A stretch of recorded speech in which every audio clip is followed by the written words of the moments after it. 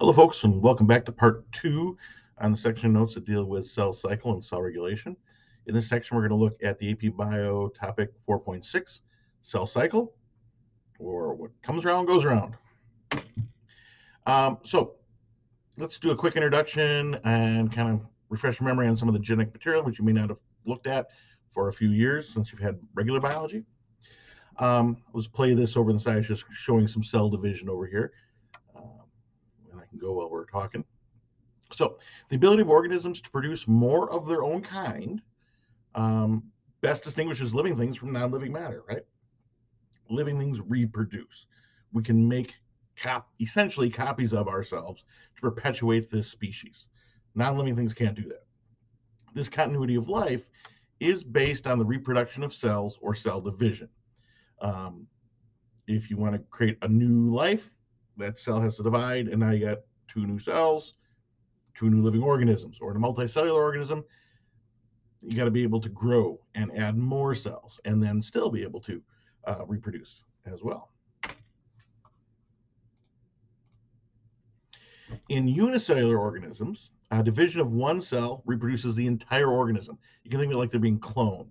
You can see that in the little GIF I got going on the side there. Each one of those cells, if you look carefully, is growing, splitting, and two new cells, which then grow and split and grow and split.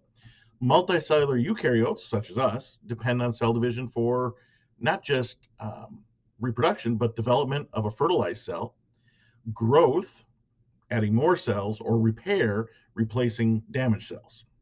Cell division is an integral part of the cell cycle or the life cycle of a cell. Um, and that goes from the cells from its own formation to its own division or death, um, if it dies before it divides again. So let's take a look at the genetic material. Most cell division results in genetically identical daughter cells. That's the term we use for those two cells. You got one original cell, splits, you get two daughter cells that are identical. Okay. Most cell division results in daughter cells with identical genetic information or DNA.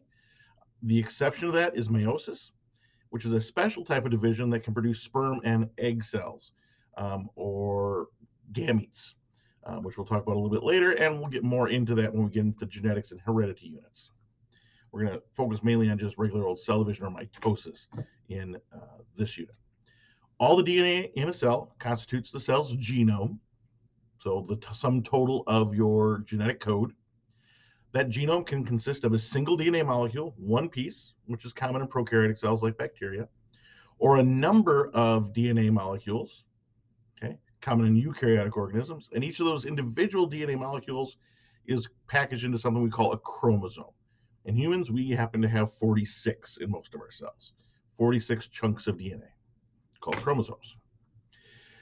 Eukaryotic chromosomes consist of chromatin, which is a complex of DNA and protein that condenses during cell division. Um, like I said, each eukaryotic species has a characteristic number. We have 46 chromosomes. Um, Now, I do want to make a distinction between somatic cells and gametes. Somatic cells are non reproductive cells, so the majority of our cells. They have two sets of chromosomes, one they got from their mom, one they got from their dad. Okay, we can see that over here. Um, Here are three different chromosome sets. We got two here of the short ones, two of the middle size, and two of the long ones. Okay, that's what you see in somatic cells. Okay, it's like over here, we call those 2N or diploid. You see the same thing here. We got two of these ones, two of those, two of these, and two of those. Okay, so a double set of chromosomes. Gametes, on the other hand, the reproductive cells in humans would be sperm and eggs, have half as many chromosomes as somatic cells, or one set instead of two sets.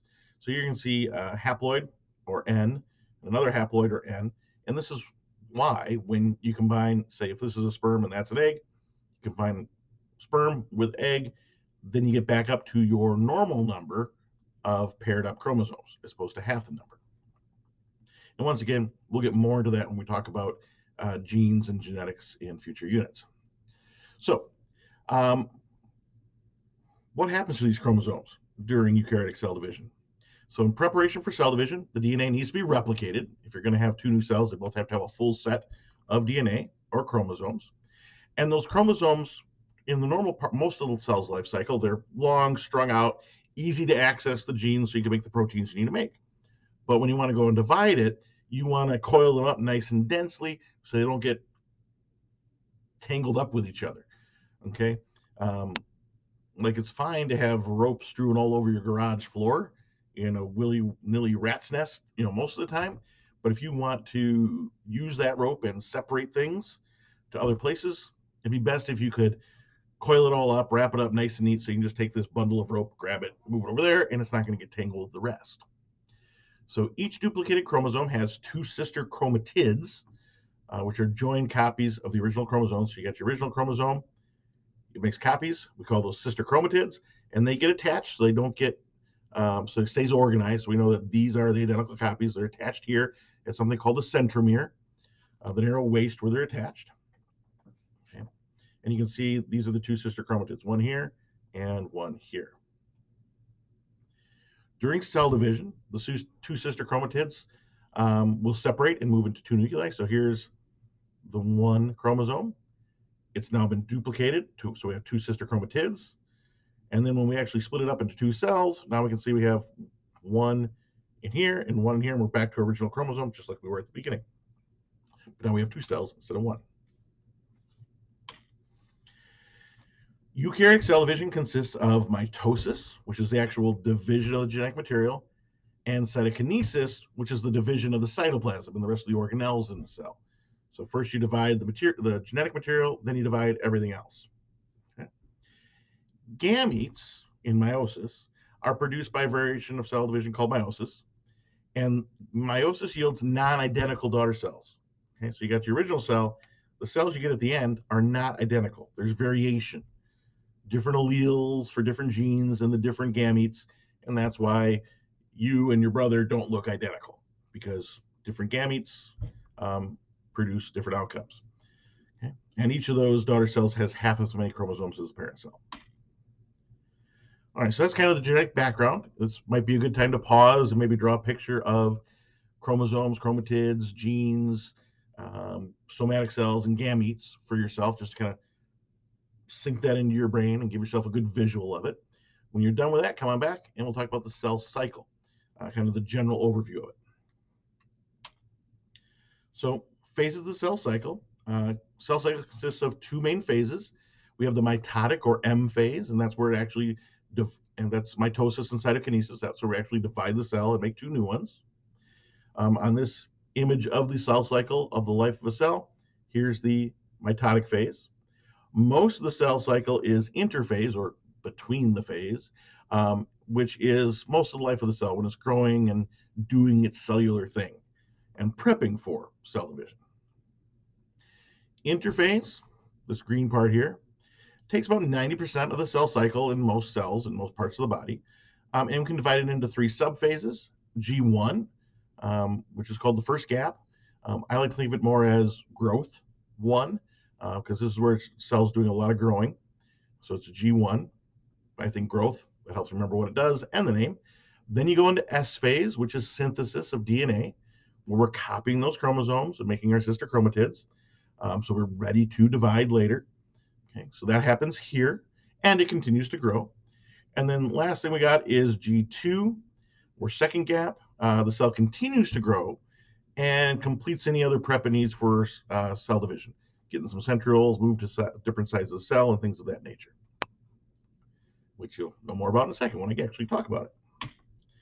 All right, these are the major steps in M phase or mitosis of the cell cycle, and we'll go into more detail in each of these. We have prophase, prometaphase, which some people include, some people don't. Some people just have prophase and skip to metaphase, but prophase, prometaphase, metaphase, anaphase, and then telophase and cytokinesis. As we're looking at each of these phases, guys, I want you to contemplate, why are these steps necessary for the repeated and accurate production of new identical cells? And when we're done with that, I am going to ask you to sit down and discuss that with an elbow partner, whether it's if we're doing this in class or if we're doing it, if you're watching this outside of class, be prepared to come and talk with somebody about it at some point. And we're just going to go through it for this general overview with pictures. You can add in what's happening later. So G2 of interphase, that's where you're doing your final preps for cell division. You've already duplicated your chromosomes here, okay, and then sister chromatids, so they don't look like it yet. And you've got your centrosomes here, ready to split, and your nuclear envelope here. In prophase, okay, we're starting to form the mitotic spindle, and the centrioles are starting to move to opposite ends of the cell. And in our nucleus, our sister chromatids are condensing. Okay, they're organizing themselves like the winding up of the rope so they don't get tangled up. Okay, so it's getting ready to divide. Okay. Next, we go to prometaphase. At that stage, we start getting the spindle here, these yellow things, attached to each of the sister chromatids, and they attach on both sides. Like here, you can see this one's attached here, going that direction. This one's attached here, going that direction. And this point where they attach is called the kinetochore. And we got a microtubule here that's doing the connection. And what that's going to allow is going to allow you to pull each sister chromatid to opposite ends of the cell. This is part of the reason why you had the sister chromatids stay attached. And that way, whenever you pull apart these pairs, you're assured that one winds up in one cell, the other winds up in the other cell. Okay. So that's prometaphase. You're getting everything attached up and ready to go. Metaphase, they're all lined up here, what we call the metaphase plate, or right in the middle. Metaphase in the middle, meet in the middle. And we've attached the kinetochores on each side, and we've got a few of these spindle fibers that are actually stuck together right here, which we'll talk about in a little bit. And the centrosomes are at each pole. Anaphase is where we actually do the splitting and start pulling those daughter chromosomes to opposite sides of the cell. Telophase is when we start to form the nucleus of each of the daughter cells. And cytokinesis is when we start to actually split the cytoplasm. Okay? Cytokinesis means cytoplasm movement, right? So we're starting to split that cytoplasm, which is the cytosol and the organelles and things like that, to make two full new cells. Here we'll watch a little bit of a video of nuclear envelope formation.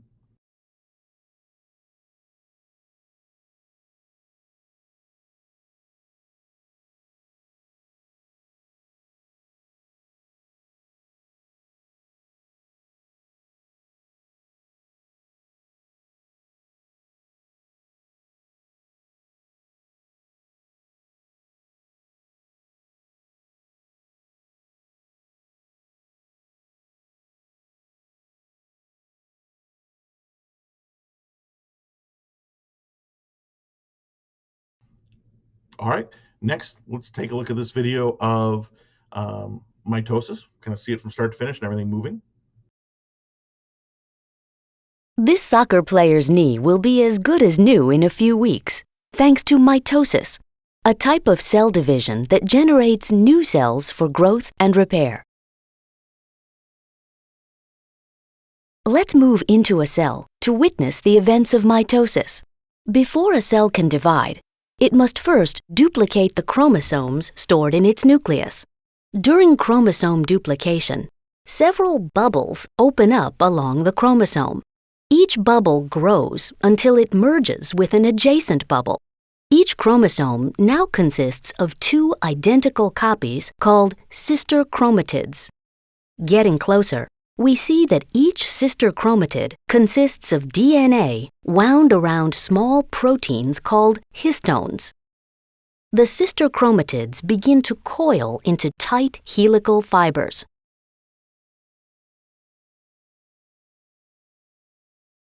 Outside the nucleus, centrosomes that duplicated earlier move away from each other to opposite sides of the cell.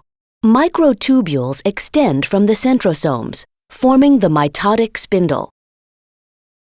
Back in the nucleus, the DNA forms loops, becoming more compacted.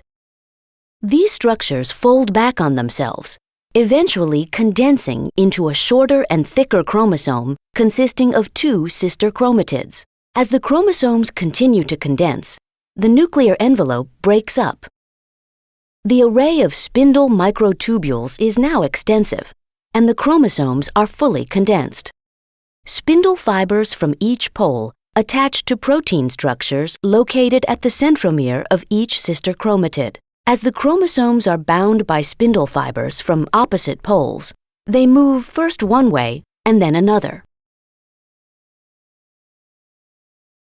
The counteracting forces of the spindle eventually cause all the chromosomes to end up at the center of the cell, as if arranged on an imaginary plate. The sister chromatids are released from each other, each becoming a full-fledged chromosome. They are moved toward opposite poles of the cell, pulled along the spindle fibers attached to them. At the same time, overlapping spindle fibers that are not attached to chromosomes continue to lengthen, pushing the poles farther apart. Once the chromosomes arrive at their destination, they become less condensed.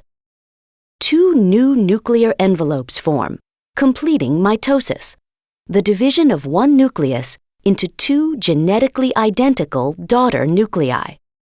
The cytoplasm divides by the process of cytokinesis, forming two separate daughter cells. In your body, millions of cells divide every second, providing new cells for growth and for repair of damaged cells. And a little real-life time lapse of mitosis in an animal cell.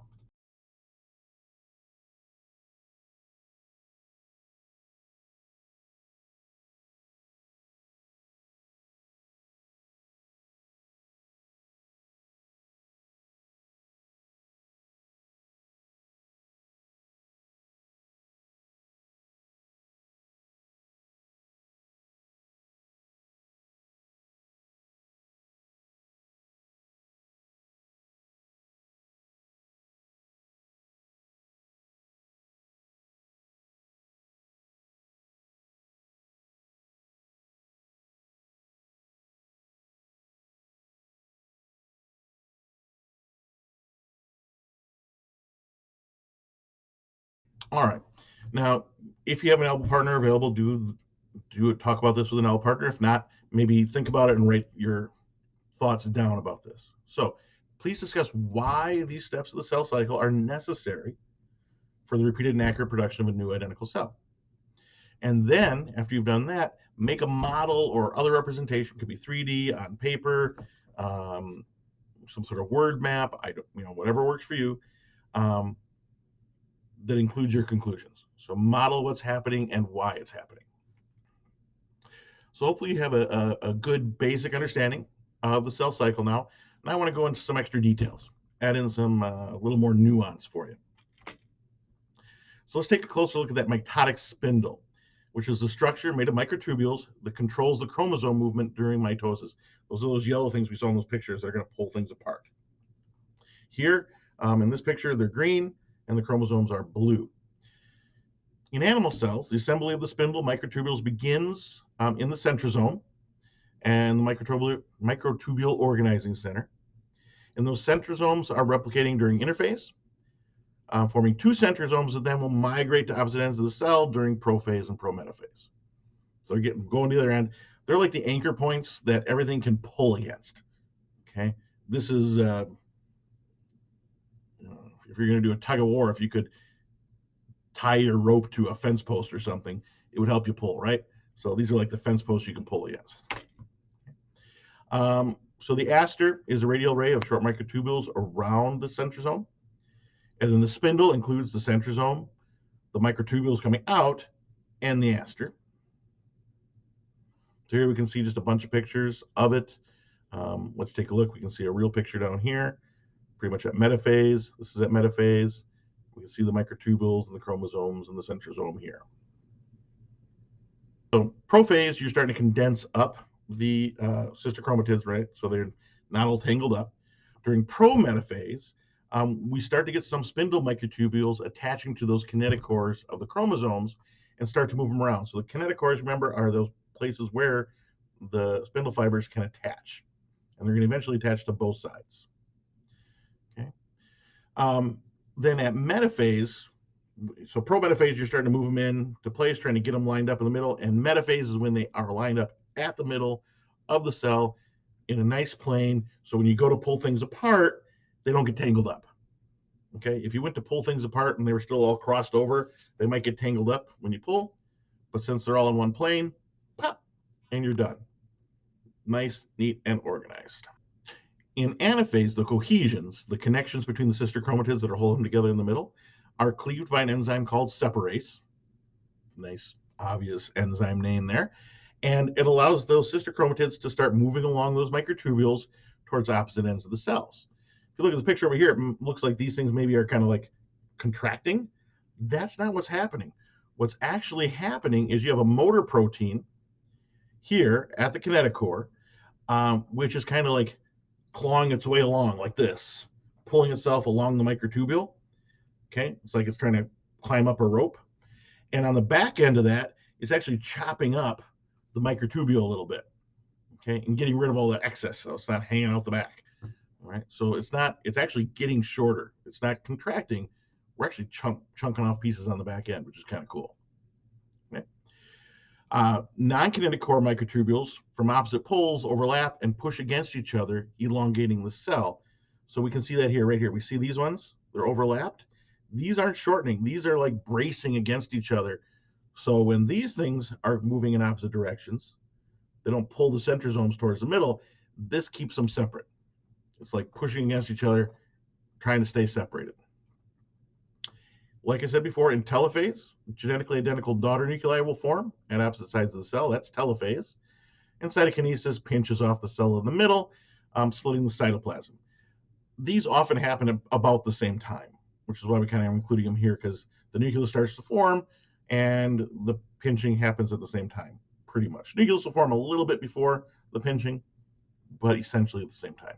There's definitely overlap between the two. Okay. In animal cells, cytokinesis occurs as a process known as cleavage, and you have a cleavage furrow as it basically pinches off. Okay. Kind of like if you try to make a balloon animal, you pinch off the middle where you want to twist it and make your bends. In plant cells, they have a cell wall, so we can't exactly do that pinching motion. So actually we'll form a cell plate that'll eventually become a new cell wall between two new daughter cells. So here, let's watch a little video that demonstrates that. In animal cells, cytokinesis begins with the formation of a cleavage furrow. At the site of the furrow, a ring of microfilaments contracts, much like the pulling of drawstrings. The cell is pinched in two, creating two identical daughter cells. In plant cells, cytokinesis begins when vesicles containing cell wall material collect in the middle of the cell. The vesicles fuse, forming a large sac called the cell plate. The cell plate grows outward until its membrane fuses with the plasma membrane, separating the two daughter cells. The cell plate's contents join the parental cell wall. The result is two daughter cells, each bounded by its own continuous plasma membrane and cell wall. Here we can see we've got pictures of a plant cell in the different phases. We got prophase, chromatids are starting to condense up and starting to get organized. In prometaphase, we're attaching those microtubules and we're starting to move them around a little bit, get them closer to metaphase where they're all lined up in the middle. Anaphase, you can see they're getting pulled apart. We got half of them getting pulled this way, half getting pulled that way. And then we got telophase, we're making the nucleus, and cytokinesis because we're starting to form the cell plate since this is a plant cell. Now, how did mitosis evolve? Since prokaryotes evolved before eukaryotes, mitosis probably evolved from binary fission, which we can see down here in this GIF, and we can see it over here. Basically, binary fission is how prokaryotes divide and reproduce. All right, that whole process is very similar to the process of mitosis in eukaryotes. Some protists exhibit types of cell division that seem kind of between the two, which makes sense. Protists we kind of always think of as bacteria evolved, then protists evolved, and then protists evolved into the other kingdoms, plant, animal, and fungi. So it would make sense that they show some bridging behavior between the two. And that will do it for our look at the cell cycle. Join me in the next video as we discuss 4.7, cell cycle regulation. How do we control this thing and make sure it goes at the pace we need and it divides when we need and doesn't divide when we don't want it? Stay tuned.